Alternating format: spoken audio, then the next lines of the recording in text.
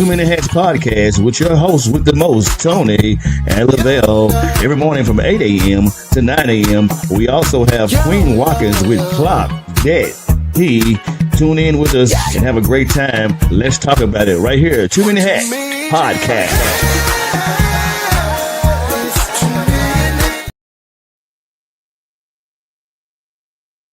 I don't know what happened. I guess it just kicked us off, man. But anyway, happy Monday morning to you guys. Hope you guys are having an incredible morning.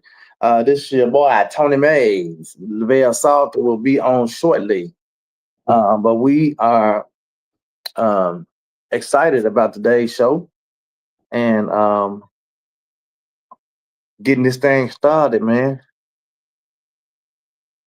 I don't know what happened to the music. It just kind of cut off midstream and just kicked me on. So I'm not sure. But anyway, I hope you guys having an amazing, as Queen say, an amazing morning. I think that's Lavelle trying to click in now. I think it is. But anyway, I'm still broadcasting live from Phuket, Thailand. This is our last night here. I know it's morning for you guys, but it's night here. We are already on Monday night, and you guys are Monday morning. And so we're going to just jump on in this thing, man. So what are some things that you cared about as a child that you no longer care about, that, you know, it no longer matters to you? Things that you cared about as a child that no longer matter to you now. Yeah, I think that's him right there. Yeah. Let him go. Late but accounted for, dog. Woo. Bless your heart. You was knocked out, huh? Man. Normally everybody be up, but I guess everybody tired, doc. Yeah, man. And I was trying to log on with my laptop, and for some reason, it cut me off. So I'm not really sure what happened. In midstream of logging on, not with my laptop, with my tablet, it literally cut me off. So I'm not sure what happened, but okay, but you know, it's the last night here, so I guess maybe things are just, you know, going awry the last night here. Who knows? Okay. Yeah, I had one of the mornings where I woke up and woke up early and went back to sleep. Whenever I do that, it's a wrap. Oh, okay. So you said got up like 2 or 3 in the morning? Mm-hmm. You was just getting home at 3 o'clock. No, we had Leo party yesterday. They got out a little early, so we got home. Me and Fifi got home about 11:30. Oh, okay. Yeah, matter of fact, happy birthday! Shout out! Happy birthday, Leo Patton. Today his birthday. What up, Leo Patton? You know, he used to cut Tony them hair. What's up, Craig? He used to cut Lil Tony them hair back in the day. Lil hair. Everybody hair. Yeah. Yeah, shout out to Leo, man. What he about 57, 58? He act like it. He'll be like, man, this man ain't tripping. Talking about I'm 57, 58. He turned 48. He turned 48 today. I sent you some other shouts out as well. You sent them through Facebook? Through Messenger when I sent the slideshow. I just saw the PowerPoint. That was the most important to me. So it's already ready though. Let's see what we got.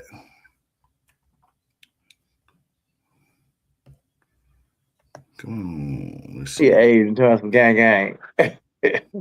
Huh? Man, we too old. We talking about some gang.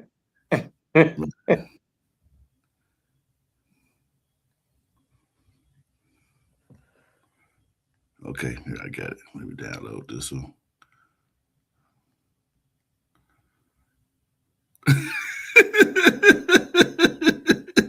What you laughing at? What's wrong with you, man?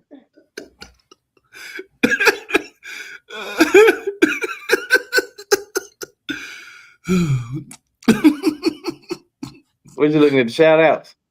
No, these pictures you sent me. GG's. Yeah. Do I supposed to share that too? I was sending it to you, but if you want to share it, that's on you. I didn't want to get shot. Oh. Man, it's actually a video that go with it. Oh, okay. We'll say but that and they tried to sing the Golden Girl song, "Good Morning, Miss Gwen," and they jacked it up, bro. Oh Lord.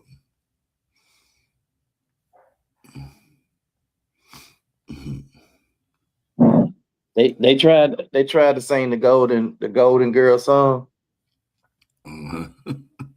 It was horrible. It was horrible. I told them, it's just like, you know how on what is the movie Bad Boys, Martin Lawrence, you know hey, they'll never know those. You gotta learn the word. Yeah, bro. They gotta learn the words. Okay. They F that song up.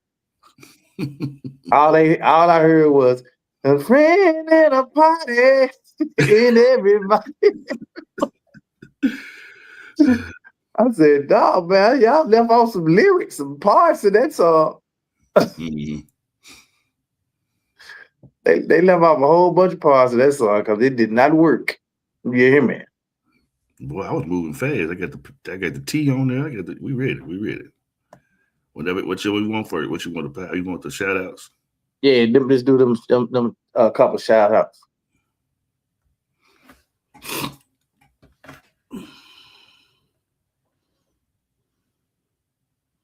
Yeah, I can't read them. You're gonna have to read them though.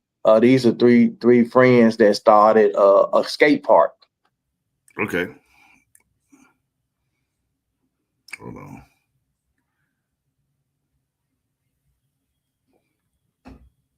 What time is it there? What time is it there, Tony? Huh? What time is it there? Oh, 9 p.m. 9:09 p.m. Oh, wow. All right, these are three friends that have opened a Charlotte's first and only Black woman-owned skate park. Kendra Holmes, Brandy Fox, and Shaniqua. You did that? Okay. Yeah.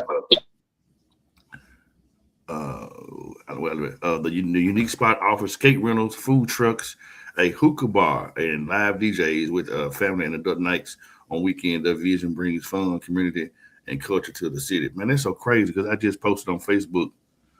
What was it? Wednesday, Thursday, one of them. I said, man, it'd be nice, man. We had some property where we had a large food truck opportunity, like an amusement park plus food truck. Right. That's crazy. Let me put the other shout out up. Man, make some noise for them amazing women right there one time. All right, this is a little 5-year-old Chloe Woods became a real life hero in Kenner, Louisiana, using a fire safety lesson from school to protect her family when a stove caught on fire at home. Chloe got a blind grandmother to safety. Blind grandma, yep. Wow. Made sure their dog was okay and ran to the neighbors to call 911. Her quick thinking prevented what could have been a serious tragedy.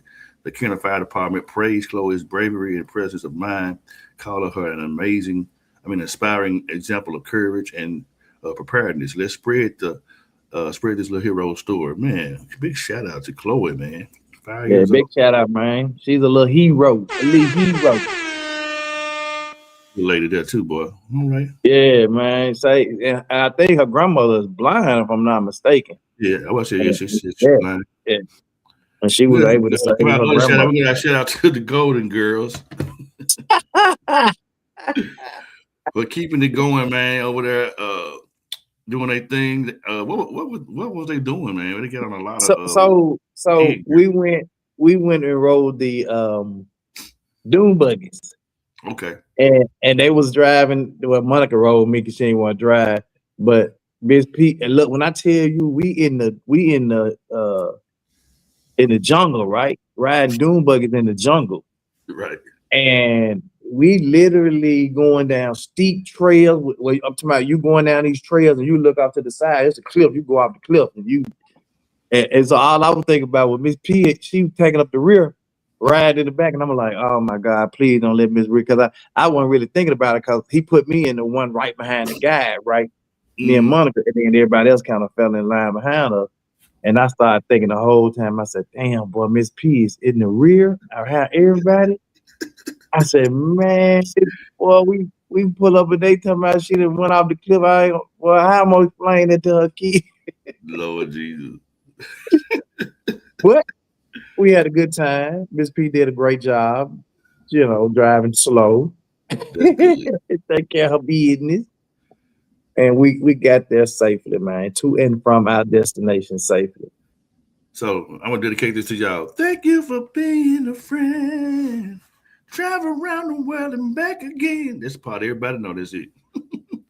That's part. Man, hold on. Let me see if I can play the video. Okay. I can't. You'll be able to. I mean, you can hear the volume, but you ain't gonna be able to hear the actual video. Okay. They messed that song up. They jacked it up. Yeah, they messed it up. Good morning, Miss Paulette. Good morning, Miss Powell. Agent said, gang, gang. Craig, what's up, man? Let me hold something to tomorrow. Hey. What's your name? Blanche. Dorothy. Sophia. Rose. Thank you for being a friend.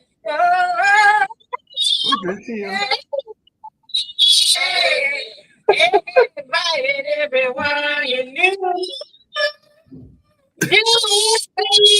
You said from me, and I found thank you for being a friend.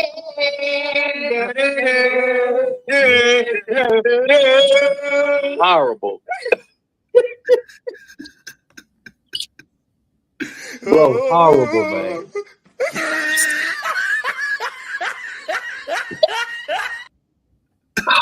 But they ain't gonna let us get through this show, man. Horrible. Oh wow. Okay. Man, I don't even know. Yeah. But what were some things that you cared about as a child that are no longer relevant to you, or you don't care about them? At least that. So, you got to really think about it, man. When I was a child, there was a lot of stuff that really mattered to me when I was a child. Mm-hmm. But at this point in my life, they not that that's not relevant to me, or they're just not as relevant to me, but they're just not as important to me. Mm-hmm. And priorities, the older you get in your life, sometimes your priorities shift, right? Your perspective changes, your experiences changes. And so things that you might have cared about when you were younger or a child, those things don't seem to matter anymore because of your perspective, because of priorities. You had a family now. You didn't have a family when you was a kid. She said Memphis' own Golden Girls representing. Sing ladies. No, baby, don't encourage them. Don't encourage them, Miss Gwen, at all. But your priorities are shift. When you get a little older and your experiences, and then even your perspective. I even said, like at the beginning when we first started doing this show, how my perspective on some topics that we talked about was my perspective, and that's kind of what I was sticking with until I started hearing other people's views of those particular topics. And by the end of our conversation, at the end of that show, my perspective had kind of changed. At least I was open to, good morning, Ms. Barlow, I was open to listen to other people's perspective, So I think that's really important, that you understand that, even though you cared about some things when you were younger and you don't necessarily particularly care about them now, that's okay, because things have changed. Your life has changed. Your perspectives have changed. Your priorities have changed. That sounds like another podcast. The danger of being closed-minded. I think we kind of hit on that one time, but to go to the next slide. All right. So, sometimes our perspectives and our our priorities change due to social status and approval, being popular or cool. What others think about appearance, fitting in with certain groups, social media validation, likes and followers. All of that plays a part when we start to, maybe stray away, so to speak, or just kind of move away from things maybe we used to think were relevant to us.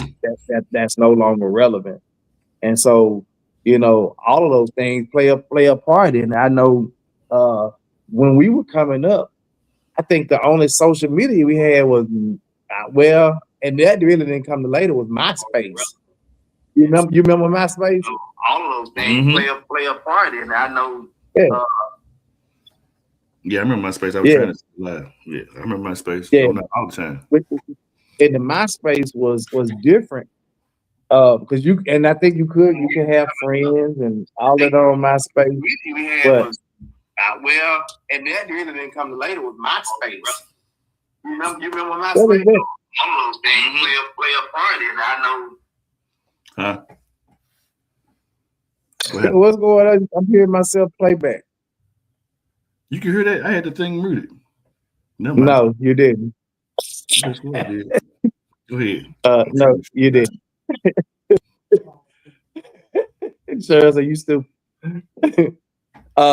But so sometimes those things will change your perspective and maybe even alter the mindset or how you cared about things when you were younger.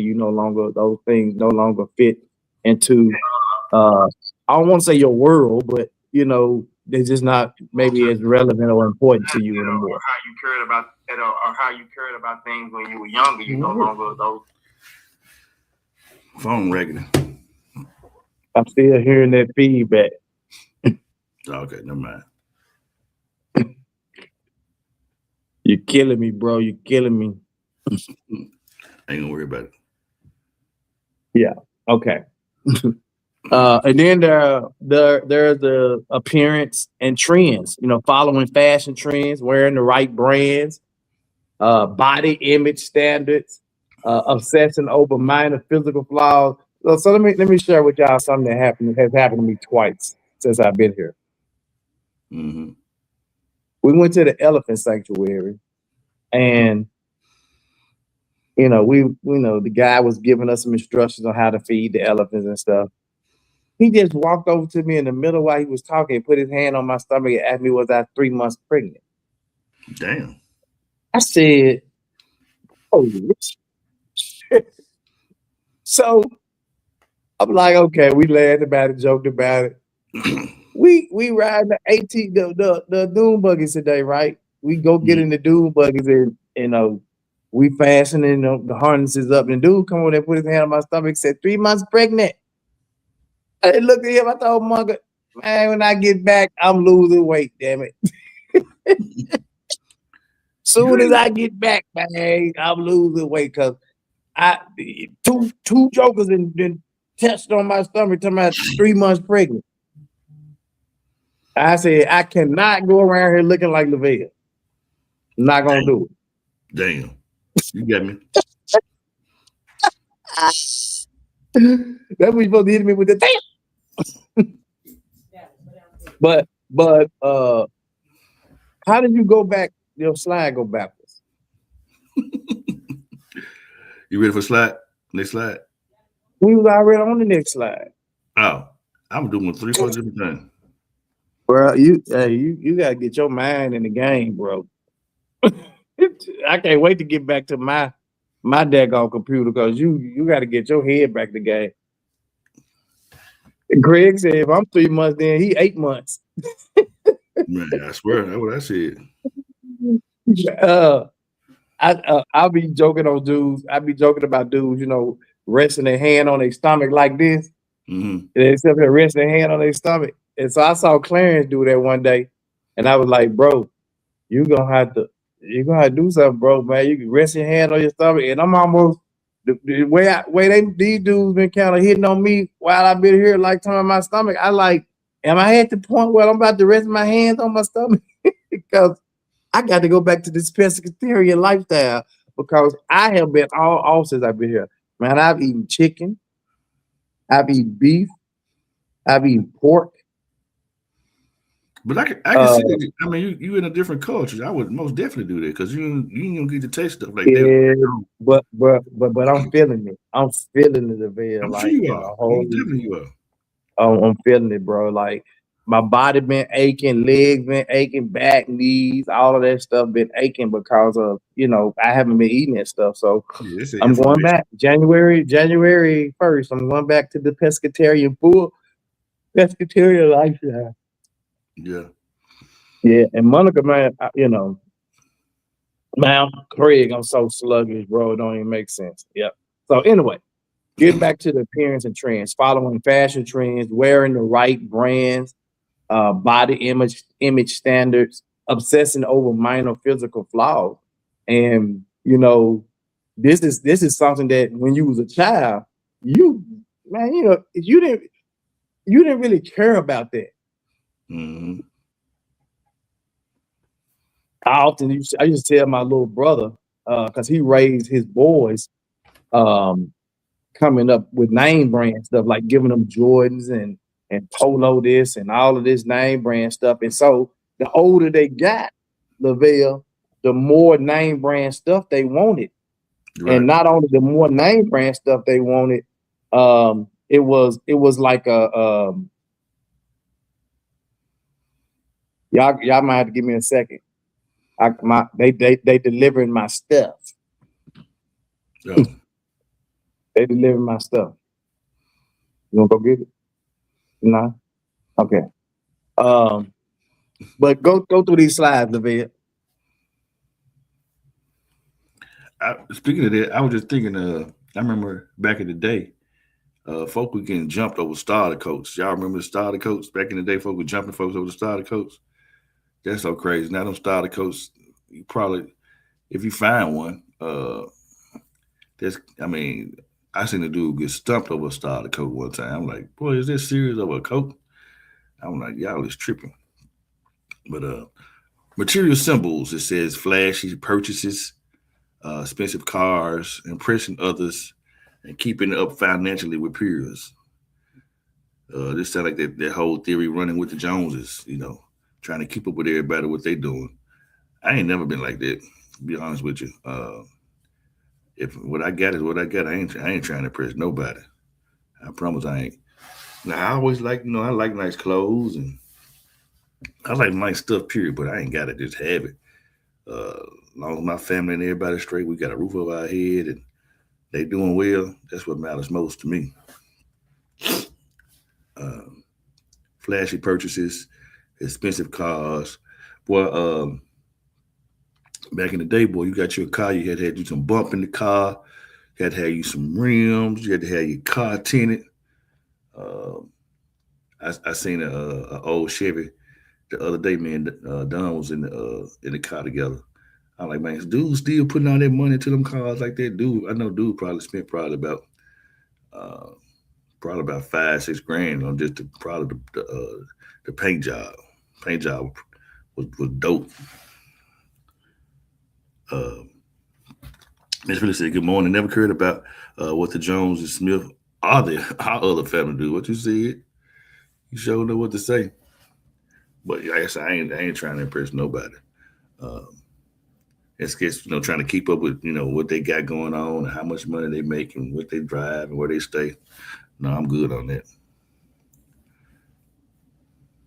Monica said, definitely don't care about fashion. Like when I was younger, I wear what I like. That's right. It doesn't have to be name brand.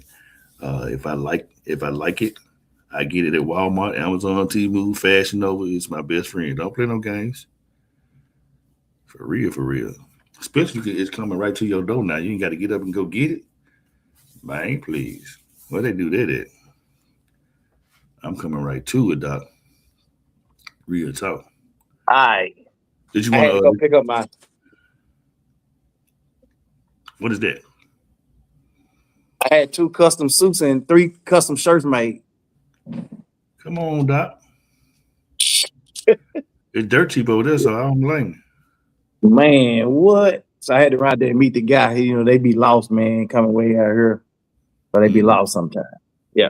So I heard you before we when I was going out the door talking about the what was that flashy purchases, expensive cars. Well, I talked about the folk getting jumped on by the starter coach back in the day. Remember that? Yeah, them starter jackets and stuff. But you know, when we was we ain't had that kind of stuff. I mean, I know I did. Like my mama bought us the Winter 3 shoes, Sears shoes, the you know, we had clean new clothes and stuff, but we didn't have like the name brands. I didn't really start getting name brand stuff till my older brother went to the military and he started like sending me little stuff here and there. Mm-hmm. You know, so I wasn't getting all the name brand stuff, so I didn't really have that problem. As long as I had it was up to date in terms of the style, but like with my kids, you know, I was making that comparison with my kids, my brother kid, my brother kid, he brought all his kids Jordans, polos, all that stuff. And with my kids didn't care if they had Walmart clothes, Target clothes. They did not care as long as it looked trendy, whatever, right? They didn't care. When they got to high school, the tennis shoes changed a little bit, you know, Jordan, like whatever. But before that, you know, they didn't really care about that stuff. Even in high school, in terms of clothes, as long as it was trendy, they didn't really care. But what happened was, even with the cars, like my kids, they got started off with hand-me-down cars and stuff, right? Well, my little brother, his kid didn't want no. They wanted Charger, you know, SXTs and RTs and Scat Packs and all that, and he was like, "What?" Mm-hmm. But like I told him, I said, you can't really get mad at these kids because all they life, all they seeing you drive is all the nice fancy stuff. And then all you bought them, you really set them up for this. You right? Mm-hmm. And so, and my kids, all they just wanted was a car to drive. Right. They didn't really care about all that stuff. Monica said, fish and veggies. Phyllis said, good morning, never cared about what the Jones Smith or other family. Okay. Monica said, definitely don't care about fashion like when I was younger.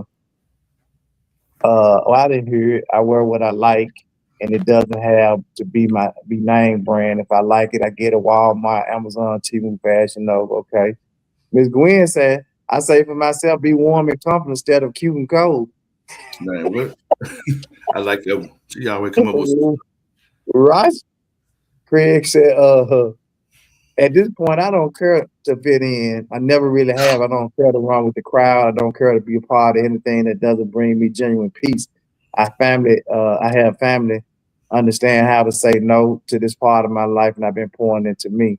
Things that I thought was important didn't bring value to my life. You see, I think that's kind of why this even kind of hit me, Craig, and I'm glad you said that, because a lot of things that we cared about when we was kids, it was mostly because somebody else kind of maybe put that on us, you know, another family member. They kind of coerced it, if you will. Yeah. Yeah. And so we just kind of was liking it because we were kind of, you know, I don't want to say forced to like it, but it was kind of thrust upon us, right? Mm-hmm. Then as we got older, got our own identity, started to change. Again, perspectives change, you know, you got families, your priorities change. So those things don't really matter no more. You know what I'm saying? So the flashy purchases, the expensive cars, the impressive other. I had a thing with cars. Like, I think I told this on one of the shows that at one point I had 3 car notes on 3 different cars. And I'm like, Tony, what are you doing? Mm-hmm. You know, it made no sense, right? And so now I'm out of that car thing. I drive a pickup truck. And I'm gonna drive it till the tires fall off. You know, so I'm telling you, I don't care. I don't care about that stuff no more, right? And so I think, and even when we were young, we used to sit on the hill. There was a street that ran that they actually, Janetta, that they put right through our neighborhood and ran right through down the side of our house. And we used to sit out there right out there where the street folks do it, like, that's my car, that's my car, that's my car, you know, claiming the cars, the different nice cars that came through. And so at some point, again, just even playing that game, that kind of put us in one of those positions to where you like this or you like that kind of car, you maybe wanted that kind of car when you grew up or whatever. And then my dad had we call it the ghetto rat. He had this souped up Ford Galaxy 500 that would come by. Everybody would want to, because it was loud, make all the noise, and look like some off the Grand Prix. And when it came up, everybody would run up, and then you couldn't get too really close to the side because he had these big pipes run down the side of it. And if you got too close, you got burnt on the pipe, you know. So, you know, these were things that there was a kind of impressed upon us as we were coming up, right? And those things that began to change. And trying to even, like, I see people still trying to do this now, trying to keep up with people financially, you know, and that never really made sense to me. You know, Ms. Loretta said, I agree, Monica. I have sometimes purchased an item from what one would consider a cheap store, but got the most compliments. If I like it and it fits me, I buy it.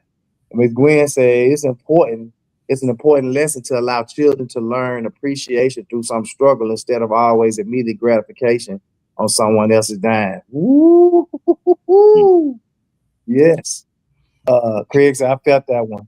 Ms. Gwen said, I care more about experiences and making memories now instead of material things. Right. Damon said, I used to love dating women for their looks when I was young. Now it's the brain I watch out for. It's a lot of dummies out here.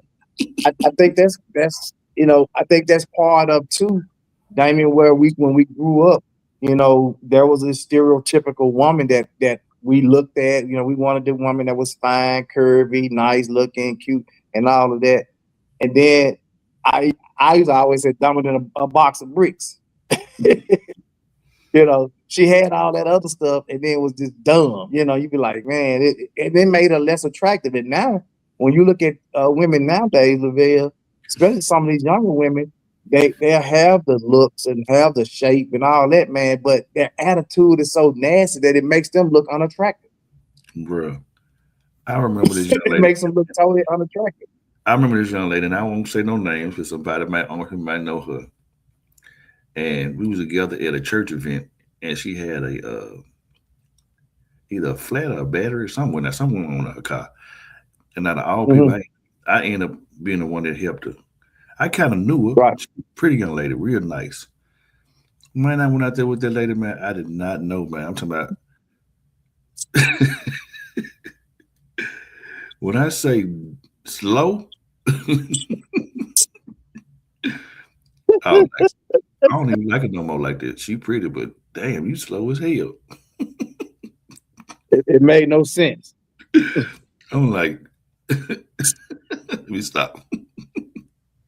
I ain't right. I even talked about, I think I was telling, I don't know if I was telling my coworkers that I remember meeting this girl one time. I was fresh out of high school, and I remember meeting this girl, and she was a cute little girl. She had long, pretty hair. I ain't talking about you, mate. She had long, pretty hair, and I went over, so you know, of course, back then we were young. Our minds, you know, went places probably shouldn't have been. And I went over this girl's house, bro. And so I'm sitting there when nobody there. I walked in, she asked me to sit. I'm sitting on the couch. I look up on the wall, and it was roaches everywhere. Oh, Lord. And she asked me if I wanted some water. I'm like, nope. No. I want to get the hell up out of here. Because, but see, I didn't notice it at first because all I was thinking about was this little girl, and you know what my mind might have been, right? Mm-hmm. So I wasn't thinking about it. And then it just dawned on me and hit me that look around, Tony. And I started looking around. They were everywhere. Wow. I'm sitting on the couch and they're crawling on the back of the couch. So now I'm itching, right? Mm-hmm. And the girl was like, she really hitting on me tough, trying to, you know. At that point, I was turned completely out because I'm thinking, if we get busy in the bed, it's roaches in the bed. Mm-hmm. And so I politely told her, I got something I got to do. I'm going to come back. I never saw that person again. You know, and it's because I was so caught up in her looks and got there, and it was just everything else made her unattractive to me. And so we do that sometimes now. And Craig said, so now I'm itching. So now I'm itching. I feel you on that one, Craig, because I'm itching thinking about it. That's crazy. I'm itching even thinking about it, bro. Oh my God. Always needing to be right, winning and proving. Always needing to be right. Winning arguments, proving intelligence or excess, unnecessary competition. Man. When we was young, bro. When we was young, he even threw in 2 ties, LaVelle. That was nice. When we was young, we cared about this. Mm-hmm. We cared about whether or not shirt with the pin down collars. I see you. Come on in here, man. They hooked me up, bro. The white shirt, same way with the pin down collar. All custom. I'll be like you when I grew up. Hey, bro, and you ain't gonna believe this. I already know it was dirt cheap.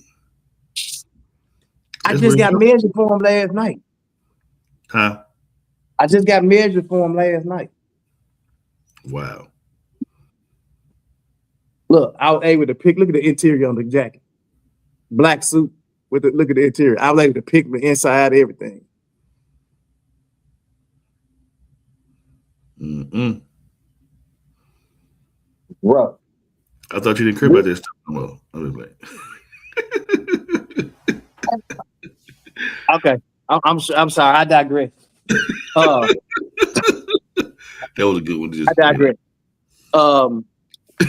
Only reason I need some new suits because I couldn't wear none of my stuff. If I would have been what I would have did the exact same thing. Yeah, and yeah, it was cool.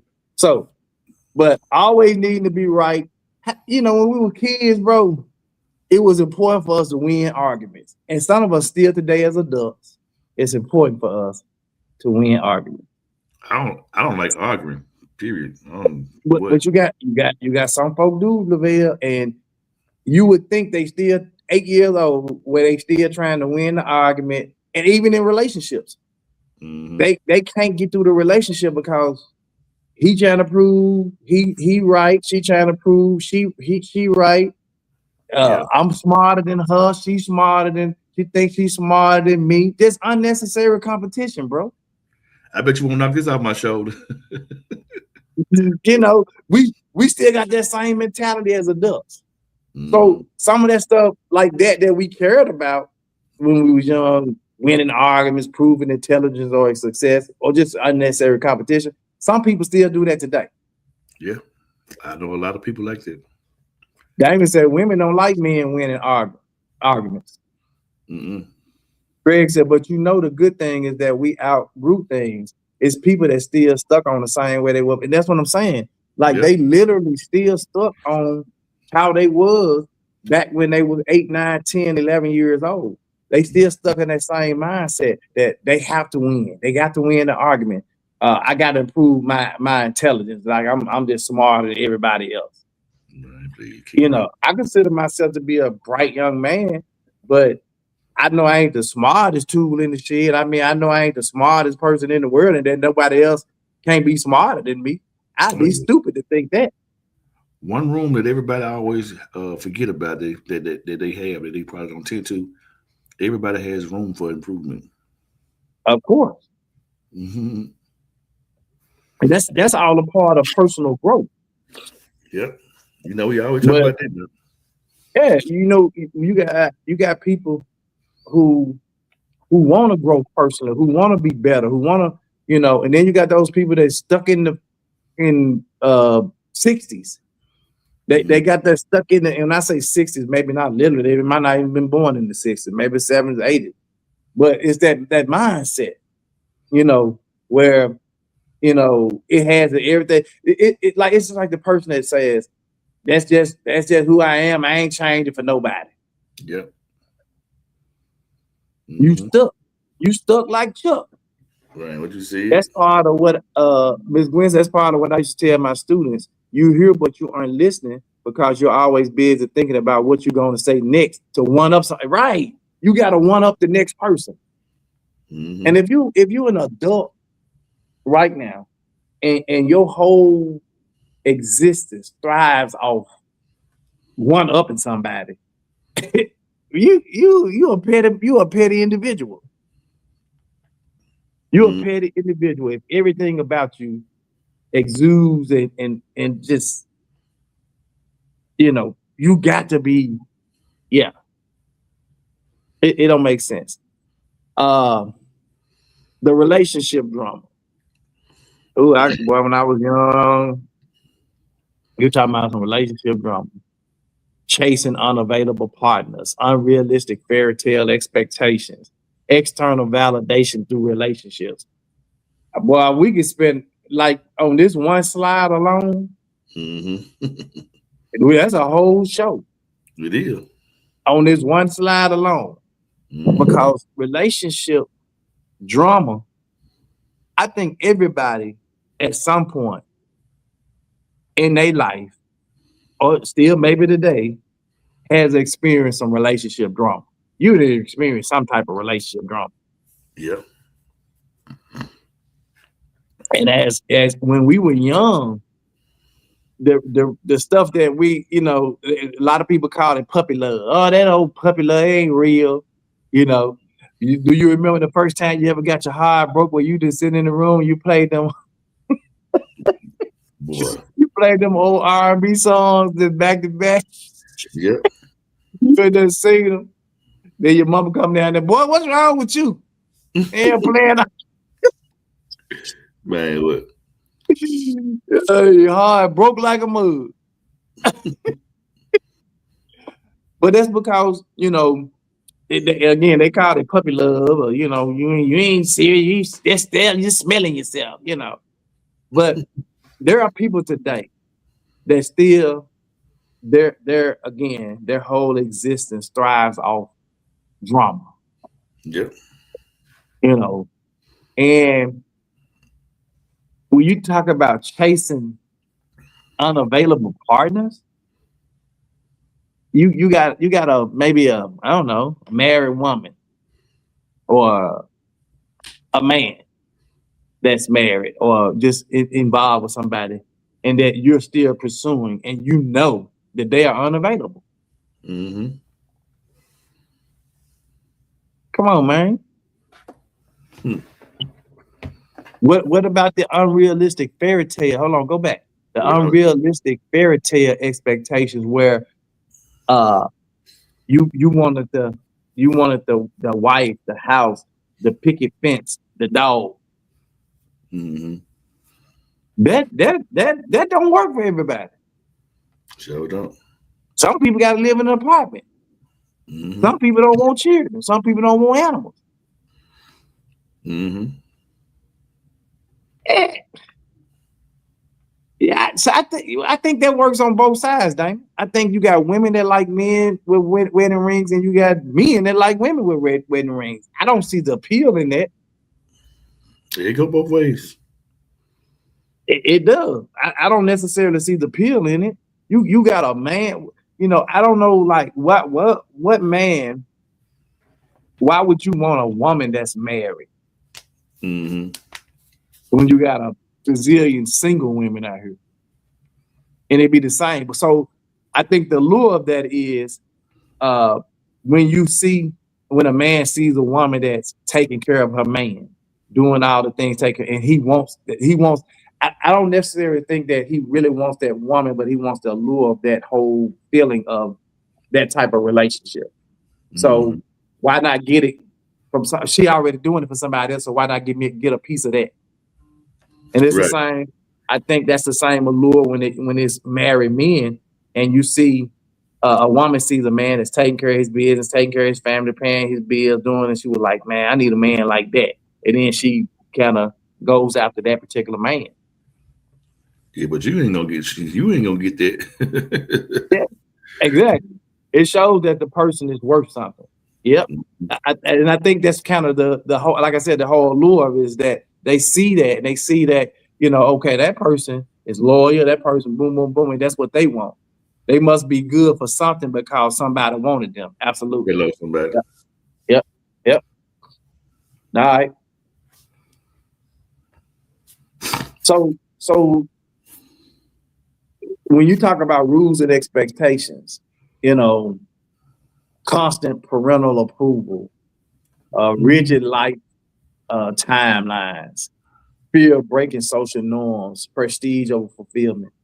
When you start looking at those things, I'm outside of the constant parental approval, and maybe even some of the rigid life timelines. I don't think, like, as a young kid we cared about a lot of those things. I think maybe as a younger adult or teenager, some of those things started to come in. The social norm, breaking social norms. And I think when you start hitting that the early 20s, early 30s, that's when that prestige over fulfillment kind of kicks in. But it's still all of the things that that at some point in your life you may have cared about that, and then we were me and the Golden Girls was out one day. I think it was yesterday or the day before, and we were all just talking about. We were walking and we were saying, "Man, I don't even care about that type of stuff no more." We were just sitting there talking about the different things, like that stuff don't even matter to us. Where some people around here stressing out, going, I'm not finna stress. Look, if I can't drive a certain kind of car, for example, I can't drive $150,000 Mercedes, I ain't gonna get upset about that, Lavelle. Sure, like I can't afford $150,000 Mercedes. I'm more in tune with now the things that really matter in my life, family, health, stuff like that. So for me, it's fulfillment over prestige. Absolutely. It's not prestige over fulfillment. It's the reverse. And I think as you get older and as you still start to really come into your own, unless you just one of those people, those superficial type people who everything is about what you have, what you can have, and you spend all your time and energy on what you can have. And don't get me wrong, as you get older and you don't work for things, you should want some nice things or just have nice things. Absolutely. But those things shouldn't rule you. Ms. Gwen said, with the unrealistic fairy tale, it used to be driven by things that were absent in my life as a child. That's a good point too. That's a very good point. Most people, Craig said, most people that have unrealistic expectations don't even have realistic contributions to equal their expectations. Ooh, they dropped it off. Wow. Oh man, like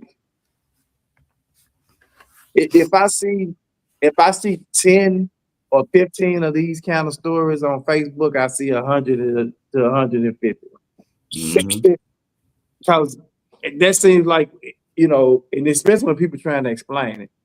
I've seen women where they get on here and trying to explain why they deleted a guy number out of their phone because they were going on a first date and they asked him to pay for their nails and hair and all that. He even went to send them the money, so they deleted them off the phone. What? You have unrealistic expectations, boo-boo. Man, big time. I don't even know you like that. And you want me to pay for your hair, your nails to go on to take you on the first date? Man, please. You have unrealistic expectations. Your expectations are not real. And I can't, I'm not gonna waste my time with that. Ms. Gwen said, LaMarcus, I grew up to learn to be happy and grateful just as I am. Chasing what society culture says we should be is exhausting. And that's it too, Ms. Gwen. Like when you out there, I heard this dude say, if you chase money, that you'll spend your life chasing it. If that's what you chase, you'll spend your life and you'll never be happy, satisfied. But if you just do the things that make you happy in life, the money will come. Mm-hmm. And I think that's the same way about anything in life. You just do what makes you happy in life. And I think the happiness continues to grow as opposed to you just chasing this, chasing that, chasing this, chasing that. And and like Miss Gwen said, at some point it's just exhausting. Mm-hmm. Especially if it's not moving at the speed in which you want it to move. Right. Then what? Mm-hmm. I think it's too much less. Then you have the fear-based concerns, fear of failure. Well, I think this whole slide drives a lot of people's lives. Fear of embarrassment. I think it's out of everything that we went over, this may be the only one that it kind of adheres a little bit to me. Yeah. Fear of being different, fear of starting over. A lot of us never probably thought about these things as a kid. Maybe the fear of failure or embarrassment. Well, you know what? Maybe even being different. Mm-hmm. But the fear of starting over, because as a kid, if you felt like you didn't fit in,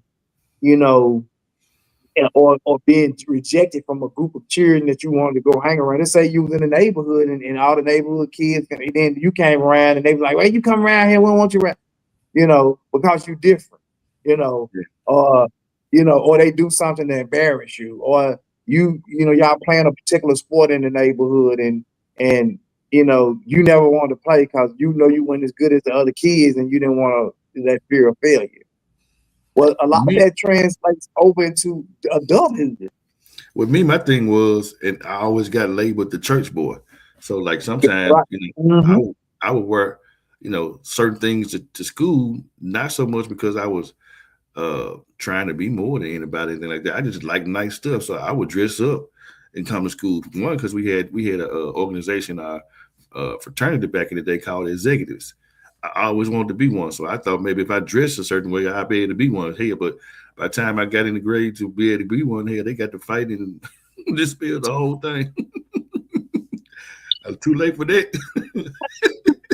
MOD, men of distinction. Yep. Yeah. So, I think, when you talk about fear-based concerns, a lot of this has kind of just moved on into a lot of people's adult life.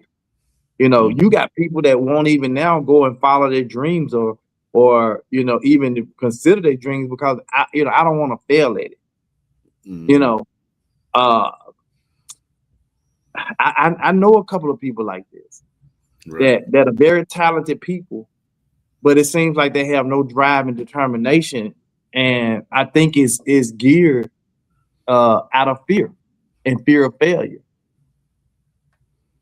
And it's one of those things, Lavelle, where you kind of want it more for somebody else than for themselves. And it's not you can't govern a person's life, or either you can't even start to project your feelings on somebody the way that what I'm saying, because if they don't feel it, if they don't want it, they don't have a desire for it, like you want them to have, they're not gonna do it, so they're not gonna be successful at it no way. Right.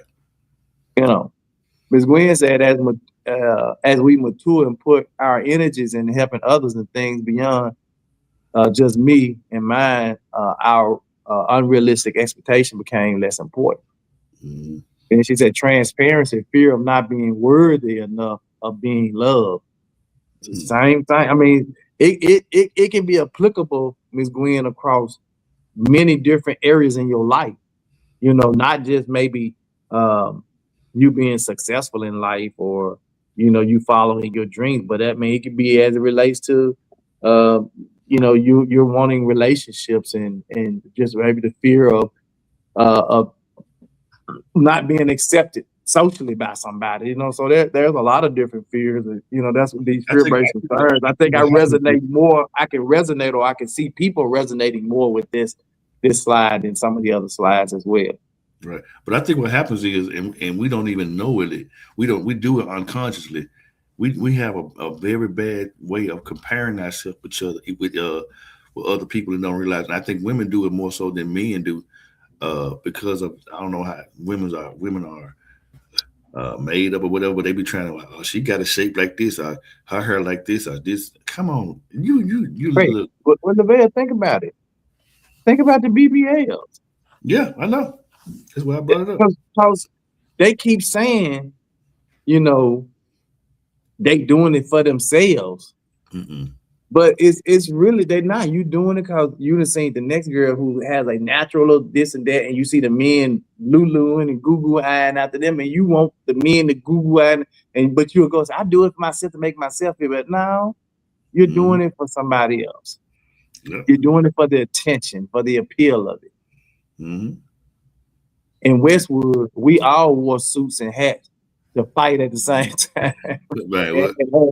And he said, and had to fight at the same time. Mm-hmm. Fear of starting over, invested too much time, treating a relationship like it's a job. Ooh, boy. Damn. But the fear of starting over, I think that's why a lot of people are locked into relationships. I'm talking about, there's a lot of people locked in a relationship just because they don't want to start over. Like, I done invested too much time in this relationship, man. We've been together 8 years. And both of y'all miserable. No, and like he said, you're treating a relationship like it's a job. You're both trying to work at it. You're pushing, you know, and it ain't working. Mm-hmm. Craig said, yeah, I can relate to this slide. He said, but what I also learned is that fear can sometimes push you to be better. It's true too. If you, and I think that's one of the things you can let fear rule your life, or you can rule over it, you know, and you can use it as a tool. And I think, Craig, you just learned how to maybe use it as a tool to make your life better instead of letting it govern or rule your life. It's 2 acronyms. You can face everything and run, or face everything and rise. Yeah. Yeah. One of the two. All right. One more. Yeah, I think it's time and energy, man. Staying out late unnecessarily. Hanging with the wrong folk. Ooh-wee. Overcommitting and stuff. So we had I think it was, I don't know, maybe our second day here. We had it trying to see, where did we go? Oh, we booked the ride to go to a restaurant. And so the lady that came and picked us up, her name was Neen. And she came and picked us up. Man, the lady hopped out the van, had a really nice van. She hopped out the van. She came around there. She opened the doors for everybody. She helped the ladies up in the adjusted seats, closed the door, came around, opened my door for me, let me get in. And so I'm sitting there like, damn, okay, cool. So we booked her for something the next day. She came and took us and came back and picked us up. We was like, bet. So on the way back from the second day, we booked her for something. We was like, we want to do this so. I said, let me ask you, because I was the person going back and forth with her on WhatsApp, right? So I'm going back asking her, like, how much if you did this? And she was like, well, I got another client I have to pick up at 7, and I should be done with them by 10. So basically because I told her we wanted to do it from 6 to 9. So she was thinking, well, I could drop you out, but to pick you up at 9, I won't be able to do it because I got my client. So she wasn't overcommitting. She wasn't gonna say, let me do it and take it and then now I gotta be then, you know what I'm saying? She didn't overcommit to it. Right. What she told me was, hey, I can drop y'all off at 6, but I have another client that I gotta be with at 10. I was like, well, cool. You just come back after you finish your other client and come back and get her. She did exactly that. She actually finished a little early. She said, I'm finished with my client. I'm gonna be in the area in 10 minutes. Let me know when y'all ready. You know, and just great, man. So we gave the lady a tip, you know, after we paid her for the last day, we gave her a tip, bro. She was more excited about the tip than the money we paid her for dropping us off and come getting us. You know, so it's different, bro, over here, man. You know, so but you can't overcommit. I said all that to say you can't overcommit to stuff. To be overcommitting to relationships, overcommitting to people in general. You know, the toxic friendships. If you know, toxicity can't rule your life, bro. You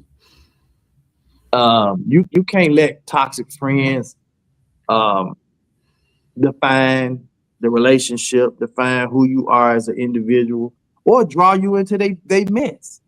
Right. You know, when you know that you have toxic friends, you gotta, you know, and I'm not telling you, I think maybe a good balance of maybe one toxic friend would kind of, because I think it'll keep you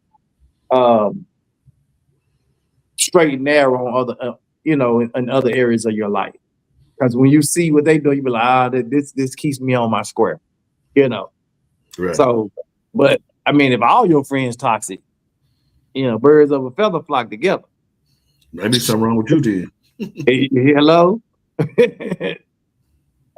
Ms. Gwen said, words have power, both good and bad. I was born in the era of illegitimate was placed on the birth certificate. I internalized that with I was born not good enough, not worthy of people, not worthy of the apple pie, white picket fence, 2-family home full of love, worthy of success. It drove me to achieve and put myself last. Hold on. Wow. Back up, though. Back up. I was born in an era of illegitimate was placed on the birth certificate. I guess if the mother and dad, I guess they could say bastard. You know, if they were born out of wedlock, they ain't want to put on that bastard child. Damn, that's crazy. Yeah. So to see that, you know, she internalized that as, oh, I was born not good enough, not worthy, you know, of some of the things that maybe people that didn't have illegitimate on their birth certificate or whatever, you know. So that's crazy. I've never heard it. When you were saying it, I was stuck. I was like, wait a minute, hold on, did I hear that right? Yep. And then you got the petty conflicts and grudges, you know, as kids. Well, we know we can be petty and hold some grudges as kids, man, but as adults, you shouldn't be caring about that BS now, bro. Folks still doing that, Doc. I guess your time and energy shouldn't be dedicated to that BS. It just shouldn't be. Shouldn't. Yeah. But anyway, these are things that you cared about maybe as a child or a young person that you don't necessarily care about today, man. Hope you got something out of this. Hope some of this information in these slides would help you, man. You know, you want to replace maybe some of that stuff that you know cared about earlier. Never care. You want to replace it with inner peace, health and energy, meaningful relationships, emotional stability, freedom and authenticity, time over money, and quality over quantity. Tell somebody. Yep. You values image and intensity. Maturity values peace, truth, and alignment. I can't. That closing thought. You really can't. You know, that's what it's all about. You values image and intensity. Maturity values peace. You know, all we talk about now as we older is peace, truth, and just being aligned with some good people. Yep. Hey man, you gonna have to pray us off. I got to go to a doctor's appointment. All right. After the podcast, I wanted to go as early as I could so I can get it over with. Okay. All right. Well, let's pray, man. Have a good day. Yeah. Let's pray. Most gracious and eternal God, we come to thank you for just another day's journey, oh God. We thank you for letting us wake this morning and see a brand new day, a day that we never seen before. Thanking you for just giving us life, health, and strength, the use and activity of our limbs, oh God. We thank you for our families, oh God, and that you brought us through as some of the old folks said, you brought us from a mighty long way, and we thank you for it, oh God. We thank you for all of our viewers and listeners, and we pray that you would grant them their heart's desire, oh God, whatever they stand in need of, oh God, that you would grant it in grace, oh God. We thank you, we love you. We pray now for Lavelle and his situation, whatever it is, oh God. You take care of it, God. We know you can, and that you will, and that you're able to. And God, we actually look on Queen and her family, look on me and my family. And even as we travel on tomorrow, headed back to Vietnam, oh God, that you will grant us traveling grace to and from our destinations, that we will arrive safely, oh God, and we will continue to give you all the honor and praise in Jesus' name. Thank God and amen. We will see you guys tomorrow. I depending on how our travel situation is, because we won't get there to the late tomorrow evening. I'm still gonna try to make it where we can get on Tuesday morning. I'll be on. It'll be Tuesday night for me, but make sure I can try to get on Tuesday morning and be with you guys Tuesday morning. So we'll see you guys tomorrow. Same bad time, same bad place. Too many hats. Let's talk about it. It's the 2 Minute Hats podcast with your host with the most, Tony and Lavelle, every morning from 8 a.m. to 9 a.m. We also have Queen Watkins with Clock Dead. Tune in with us and have a great time. Let's talk about it right here. 2 Minute Hats podcast.